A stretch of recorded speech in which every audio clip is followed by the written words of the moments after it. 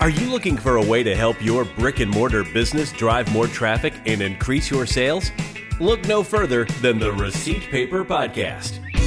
In this podcast, Joanne and Kyle provide their sage advice on how to make your brick and mortar store the hottest spot in town.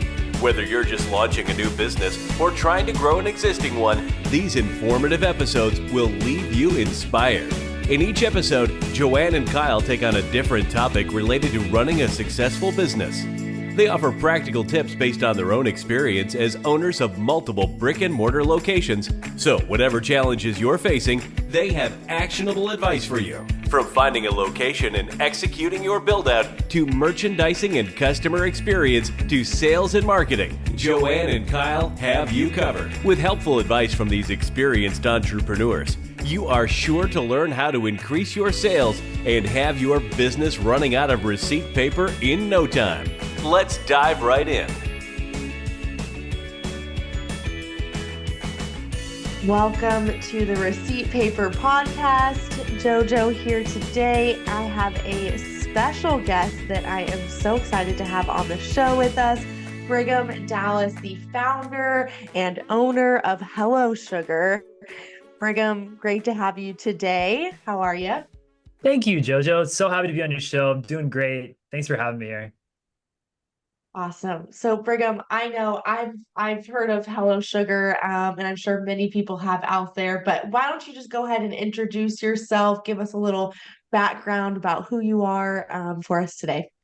Yeah, sure. So I started Hello Sugar 8 years ago, and I started not in a brick and mortar store. I started in a 10 by 10 room in the back of a plastic surgeon's office because I had no money. So I was poor and broke, and that was like the best I could do. And it turned out to be prescient. It was a very good way to start something small, build the concept, build the model, and then once it's proven, move to an actual brick and mortar store. And so anyways, during the next 5 years, I would do that same model. I would build a small store inside of like a salon suite. They have these things kind of like WeWork is for like office buildings, but they have it for salons. They're called like salon boutiques. I would build them there, prove the concept, and then move it to a brick and mortar store. And for 5 years, I did that.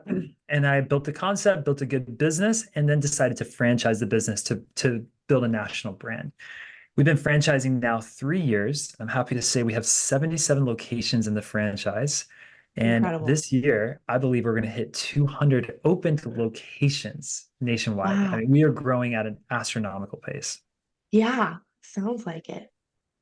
That is incredible. I love that journey there. I think it shows so much that, you don't have to have these huge investors and, all the money in the world to get started. That's incredible. Yeah, I mean, there's something difficult with brick and mortar. So, I mean, first off, Hello Sugar is a Brazilian wax concept. So we do bikini waxing, Brazilian waxing. And before we get started, let me just tell you, I used to think, because I knew nothing about waxing, I'm not passionate about waxing. I didn't know anything. I used to think it was like a go to the pool kind of thing, but it's not. Yeah. The people that wax are 20 to 40-year-olds. Demographics 90% female, and it's women in relationships is generally who wax. Like that's our clientele. So we actually do very well. Flagstaff, Arizona is a ski town, and we kill it in a ski town. Imagine, because it's not about like summertime going in a bikini. It has nothing to do with that, even though it's called a bikini or Brazilian wax. Interesting. But there's this thing I've built a couple locations at this point, and multi-unit. We got 77 in the franchise, and this is something I've learned over the years of doing this. Is there's this money machine that is only produced when you have a high investment in something. So let me give you an example of this. When you're starting out and you have no money, you're super scared to do a lease on a brick and mortar, right? 10 years, 5 years, whatever it is, it's super scary. And you're much more likely to pick that B or C class location because the cash flow, the expense of like building in this like A class location, just it's too much, right? The problem is those B and C classes are like second and third pages of Google. They just don't get traffic.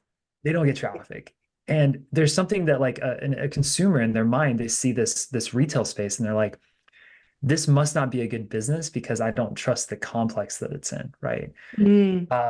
And so, but you're too small to actually go to that higher one. So, there's this idea of this money machine that I call it, which is you have to invest. At least one of your first locations has to be invested in an A-class center in Hmm. order to get through that hump of creating trust and brand. And then people from there are going to go to other locations and stuff. So Yeah. our salon suites Yeah. do fine. The ones that are very tiny, they're 10 by 10 rooms. They're sweet locations, but they also do well because we have A-class brick and mortar locations that Mhm. feed traffic into these other locations. Yeah. Uh, yeah. Yeah. I love that. Yeah. There's actually, I think there's a Hello Sugar down the street from me in Flower Mound, and it's a great location. So, What? we Awesome. talk. Yeah, yeah, I see it all the time. And yeah, we talk about that a lot. Like location is everything with brick and Mhm. mortar, but I love that, you were kind of able to bypass that a little bit by, starting at the back of the unit and then also having, one or two locations to build the brand. That's a Yeah. really smart strategy. And that's something I've never really, you haven't seen much. No. Yeah, you wonder like if you're a restaurant concept, could you start in your kitchen and do deliveries first? See what Yeah. kind of stuff actually works. Like, well, I was talking to this concept that does smoothies and coffee, and I said, what would you differently? And they're like, I wouldn't do a 2,000 square foot space. I thought I Yeah. needed that because I wanted people to sit down and stuff in there, but it's too much, it's Yeah. too expensive. I would just get rid of the coffee altogether because we primarily do smoothies. Yeah. And yeah, it's interesting. They probably, if they tested the concept in, the back of a kitchen to go, they Hmm. would have figured that out, Yeah. and then they wouldn't have done coffee at all. So, these Yeah. pre-tests are really important. Right. Yeah, that Mm. cash flow in the beginning is everything. So, Just, absolutely. Yeah, mm, utilizing every space, every square foot is yep. so vital for sure. Mm, yeah. So I mean, it sounds like you guys have really grown over these past 3 years. How did you guys make that decision to franchise, and what did that look like for you? Uh, so I was teaching at a university and I was teaching a class called How to Start a Six-Figure Income for $3,000 or Less. And the idea was just an entrepreneurship class of how to build a business. And it's just my calling in life. I feel like this is what I'm meant to do is help people start businesses. And I had a Yeah. profitable, good business in Phoenix that I felt proud of. And what better way to fulfill that calling than to manifest this nationally? So I love this. This is all me. Like franchising is like where Yeah. I'm supposed to be. Because I'm helping small business owners, people who have never done business or might have experience but want to grow something larger, to start Hello Sugars, which is something I'm very passionate about. Yeah, I love it. How Mm. have y'all been able to handle that growth? I know I hear from a lot of franchisors that grow really fast and they can't keep up with their team, or they can't get locations open fast enough. So um, I guess talk to me a little bit about that. Yeah, so we don't know how detailed you want to go with this, but Yeah, the system itself is what's important to build. So all of our efforts are how do you never do this again, right? So the first thing is that we built a Kajabi course, coming from the educational background, yeah, really skilled in teaching through online media, right? So we yeah. build videos for everything, I love teaching them how to that. do things. We have like commercial sized videos and production for the onboarding process. They watch the videos and then every week they'll meet with one of our onboarding specialists to help them get up and running. And the onboarding is relatively quick. It's 3 months from the time you decide to go to the time you're open, which is unheard of in this space, like, in franchising. Yeah, And then once their that's space is awesome. built and they're like already going in their salon suite, the tiny room, then once it's proven about 6 months in, you can go look for a brick and mortar. And as you know, it takes usually 9 to 12 months to open a brick and mortar store from the time you say, I'm going to do this to the time it opens. It's a lot Yeah, longer than people think. People think it's like 1 or 2 months. It's a year to get something like that yeah, open. So our yeah. concept allows us to build profits the entire time that their construction is going on the flagship. And then when the Wow. flagship's done, we move all the clientele from the suite into the flagship. So you have seasoned Yeah, staff, seasoned clientele. You're able to pay your rents. You're not as scared about that personal guarantee you're going to have to put on the line. It's yeah. a risk averse strategy. That's huge. I Mm. mean, I think from a franchisee standpoint, that's awesome. I know we Yeah. purchased a franchise years ago, and there was no onboarding, there was no support, and yeah, we were just left hanging. And thankfully, I really wanted to open the business, but if I didn't have that much tenacity at the time, it probably never would have happened. Because so that's awesome to hear that you have this onboarding process and the ability to help them. I mean, if I would have had weekly calls with a specialist, that would have been a game changer for What sure. did you open? It was a CBD American Shaman 5 years ago. I don't know if you've heard of them, Okay, but yeah. Yeah, not a lot of support at the cool. time. It was very new, but it may be different these days. So It's hard. It's hard for franchises. I mean, in the yeah, beginning, there's this like cart in the wheel kind of thing where like a franchisor needs money to fuel the system, right? But the only way they yeah, can get money is that they bring franchisees in. Well, with a brick and mortar type concept, it takes a year to get open. So they've got this weird year to 2 years where like they're scraping every penny by just to like help people start. I know yeah, for us, the way we did it is it was just me and one other person. I had my COO, and then I was like, it was a two-man show. And we yeah. for the first year and a half, it was just us. And by the time we hired our staff, I mean, we were both working like 70-hour days. I'd be on the phone I at bet. midnight being like, what about this? What about this? And we're exhausted. And then finally, Q2 of last year, we hired 7 people. And that like Wow, changed the game for us. Like, we're just like, that's okay, now we awesome. can breathe. And everyone has their own respective roles. And the company grew Yeah, from like toddler crawling to an actual like real company, it feels like now with C-suite in place. yeah, yeah. That's incredible. We've been talking about franchising our wellness center model for a while now, and I can see that being a challenge. But I love, love, love that you're using like Kajabi and um, you know, that's genius, if Yeah. you get a question, let me film the answer and never have to answer it again, right? And all of that Yeah. training, it's so valuable. That's awesome. Another thing we do that I think is really the new CEO is what I'll call this is the old CEO was emails or a letter of some sort to their constituents, like the stock board, they would send a letter out to people and saying this is what we did, or they would do a quarterly call with everybody hopping on the call to talk. Um, Yeah. the new CEO uses Loom. Loom is for me a game changer in this business. So Yeah. you can see like you won't our audience won't be able to see this, but I've got, a picture in the background, I've got lights, and it's a very professional setup. And so every Yeah. week there's 9 of us now in the franchisor level doing 40 hours a week. It's 360 hours a week of progress. And so my commitment to the franchise is that every single week I produce a video 10 to 15 minutes long talking about the changes, the case studies that we're learning, the things that we're developing at the franchisor level to help their business. And so this is an opportunity for franchisees asynchronously, right? Synchronous would be at the same time on a call. Yeah. Asynchronous is whenever it's convenient for you. You're driving, throw it on in the car or Right. whatever. You can watch my video and learn everything that's happening in the franchise to stay up to date. And my initial assumption was nobody's going to want to listen to me for 15 minutes.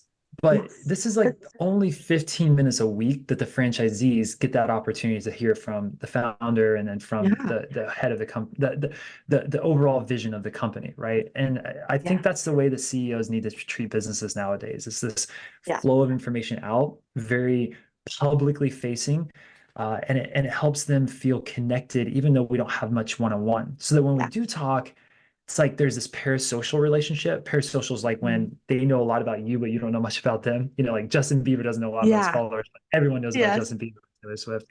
But there's that relationship even within the company as you have levels and growth. Right. Mm, Yeah. I love that. I love these. Obviously, I'm a big fan of the use of audio. We're on a podcast now, but yeah. yeah, I mean, what a good way to connect with people. Emails, I can't tell you how many times I say I'm going to read that later and I never do. Yeah. So yeah, I mean, while I'm driving, it's just so accessible. And I think that's a great way to connect. It's Yeah. awesome. And I'll check my franchisees. I'll be like, hey, did you watch my video this week?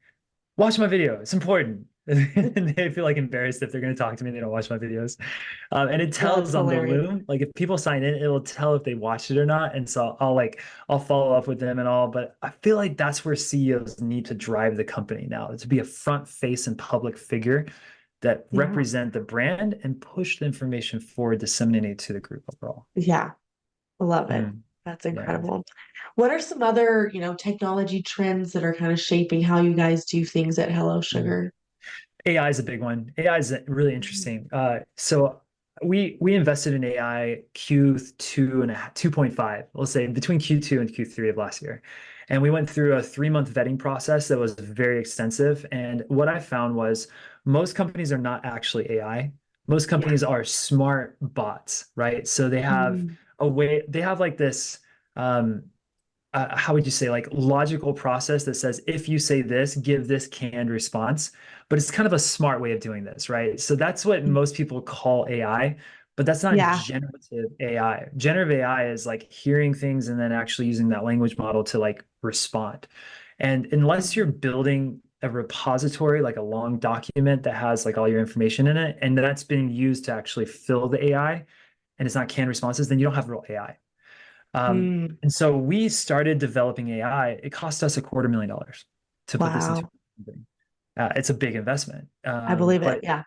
yeah, but it's already paying off. So we have been able to reduce our reception expenses by 35%. Early on Wow. in the company, I said, we're answering 1/3 of the calls that come in. We couldn't handle the reception duties. So I switched everything to text. Everything's text in our company. You call in, it says, we'll text you when you hang up, and then we'll text them. Like it's an automated text to them. And now those automated texts, they respond, and we're able to train the AI to respond to them in a very unique way. And it's interesting how good this is. Like here's an Yeah. example. We had a fake client. We said, "Hey, I just got waxed 5 days ago. Can I come in?"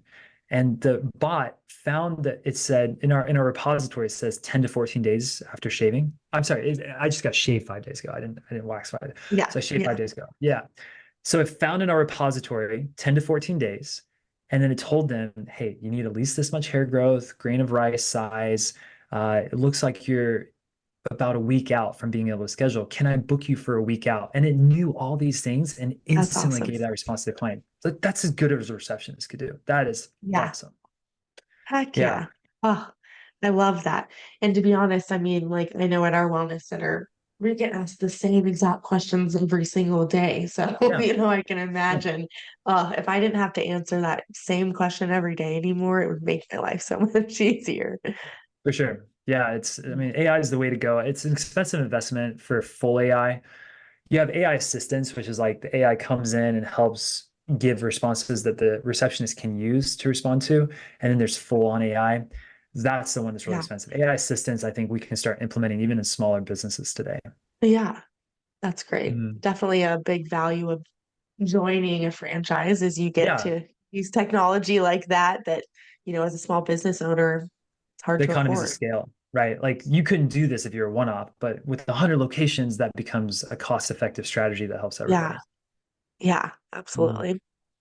Awesome. What else? Anything outside of AI? I mean, that's a big one, but anything else that you're seeing as far as technology trends? Yeah, so last year our focus was education through technology. So the Kajabi course was one thing that we did for all of our franchisees, but also every one of the estheticians go through micro courses on how to wax, how to sugar, how to give a Mm, better experience to the client. And then there's tests inside of those Kajabi courses. And for yeah. those that are listening, Kajabi is it's basically a learning system. So you go Right. online, you watch videos, you got an app, you can watch it on your phone. I usually watch Kajabi courses at the gym, and you can do it at 2x speed, and then it tells the Yeah. person who made the course how much of it they've watched. Okay, so that's kind Yeah. of the idea of this. Uh, but we also use something really unique. Uh, my goal last year is to build the world's best training program, and I look at athletes, and I think the world's best tennis players all have coaches and will all watch replays of their game. Okay. But how do you Yeah. watch replays of a Brazilian wax? That seems like super invasive and like, legally could be difficult. And we figured it out. So we have a very secure video format where there's a coach, one of our best estheticians, that watches a Brazilian and then grades them on our pain management technique. So our thing is it hurts less here. And so they have a 50-point test on how to improve the pain management for the client. And it's little Uh-huh. things like, and the audience can't see this, but if you pull upwards on the skin, it hurts more and it's going to lift the skin. Whereas if you pull with the Mhm. grain, it actually is better. So we can slow down and be like, no, you're actually pulling up Wow. here instead of with the grain. And we can do that with video that you could not do that in person. And Wow. so that's been the technological impact there. This year is all about retention. So our goal is to improve the retention, to go from the average person stays 8 to 9 months. I want them to stay a year plus. So the question is, Mm, how do we incentivize the client to stay with us? And the yeah. life cycle of the client looks a lot like this. It looks like the first three visits are building a habit to come. So those first three visits, and this is for everyone, you need to over incentivize the client. You need to give Mm, way more value than you even thought was possible so that the client will come back that second and third time. Because by the third time, they're going to build a habit. They trust you. They understand the process. They've learned a lot about your business and what makes it unique. And that's enough to have them sticky. And then yeah. from four on, you need to give sprinkles of higher value than they're expecting to keep them coming back. So that should be in the form of a free service, a free brow, a free underarm on their third visit, their sixth visit, et Mm, cetera, to keep them coming back, as well yeah. as emails and some other forms of like knowledge-based retention to help them get back in the door. And so that's what we're rolling out this year, technology through a platform called get back to me. Shoot, I'm on the spot. We use like technology to help us like with this. Oh my gosh, my name Yeah. is yeah, Well, but it's hard that's to to me. remember them all. I get Yeah, it. yeah. That's cool though. I love that. I mean, that's so valuable, those first three visits. I Mm, never thought about it that way, but it's so true. Like I'm still making decisions about whether I like this place. And, yeah, you get one person one time, one person the next time, or, one employee's there and they're not. So yeah, I mean, that third time, it's like, okay, I've really confirmed I've had a great experience all three times. Like I'm a for lifer now, right? Very cool. I love that concept. That's really neat. yeah. There's definitely a bridge, right? There's definitely this gap between the third and the fourth visit when we look at the analytics, and that says there's a lot of drop off between three and four. We got to Yeah. figure that out. Yeah. That's very cool. I love it. Well, I think you've provided a ton of valuable information today. I think I'd love to know, what's your vision for 2024 with Hello Sugar? If you could just kind of share that as we kick off the new year with us. Yeah, that's great. So, like I said, retention is going to be one of the things that we as a company are improving on. But in terms of the company overall, there's a lot of competitors in the waxing industry. So we have European Wax, Waxing's in the City, Sugaring NYC, and a company called Radiant Wax. So there's four large competitors out there with 100 plus units, and all of them are driven by private equity. We don't have private equity behind us. We're like privately, I own it, I back it. There's no funding, it's self-funded, but Wow. we're the fifth one in this market space. And so the question is, how do we take massive market share Yeah. faster than everybody else and do something in a unique way that no one else is doing to provide value? So to answer that question is we're going to do a low cost model. We build suites. The suites cost 60,000 to build. They take 2 to 3 months and they're inside of another building. So it's very easy to find these salon suite boutiques. We Yeah. start there. Once we prove the concept, then we start the flagship and we build that out, the brick and mortar store. So it's again this like low risk, high reward kind of thing. And these suites can do Yeah. 65,000 on average to 110,000 profit a year. Nice. Yeah, the flagships do 150 to 250.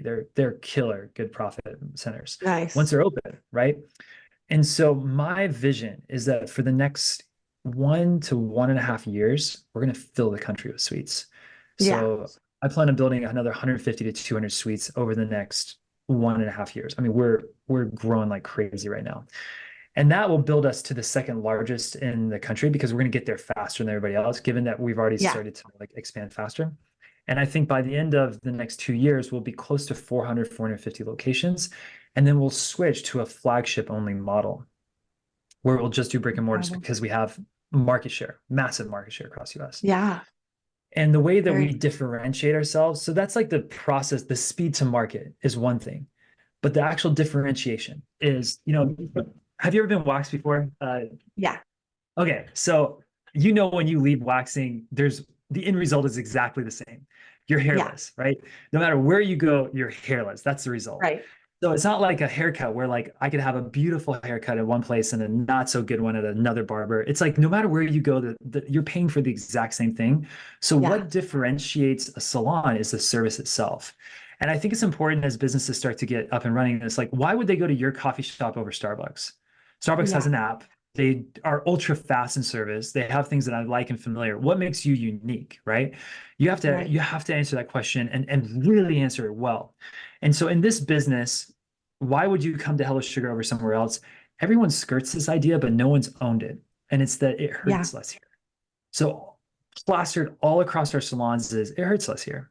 It hurts less Yeah. here. So it hurts less because we do a better service, because we're focused on pain management, but also we find the right product for the skin. We have both Mhm. waxing and sugaring, and some people are better for wax and sugar. And we have different types of waxes and different types of sugars depending on the skin type. So it's gonna Yeah. hurt less coming here. So Yeah. a European wax is all about, we got this secret wax. Radiant waxing is we can wax fast. Why do you wax fast? Because it hurts a lot, right? And then sugaring NYC is like a sugaring purist, and sugaring hurts less than waxing. So like everyone's kind of Mhm. skirting this idea, but we own it. It hurts less here. Yeah. Yeah, that's our marketing like specialty differentiator. I love it. That's incredible. I love that. I mean, that's incredible to be behind a brand that's going to grow fast and you can see that vision. I love that you're adding on those locations. I mean, your model seems incredible. So I think Yeah, that's thanks. awesome stuff you've got going on. So how can people Thank follow you. you, Brigham, to watch you progress here or learn more about Hello Sugar? Oh, Brigham Dallas is my TikTok. I post a lot on my TikTok of like business, like ideas and venture things. But if you want to learn more about the franchise and get involved, Hello Sugar franchise, just Google it and you'll find us. But hellosugar.salon is our website because it's a salon. So hellosugar.salon instead of .com. And just look for the franchising page to learn more, and we'll connect with you guys. Perfect. Thank you so much for your insight today. I learned a ton. I'll make sure those links are in the show notes. But Brigham, good luck with your 2024. Jojo, thanks so much for having me on your show. It's been a pleasure to meet you and to be here with everyone.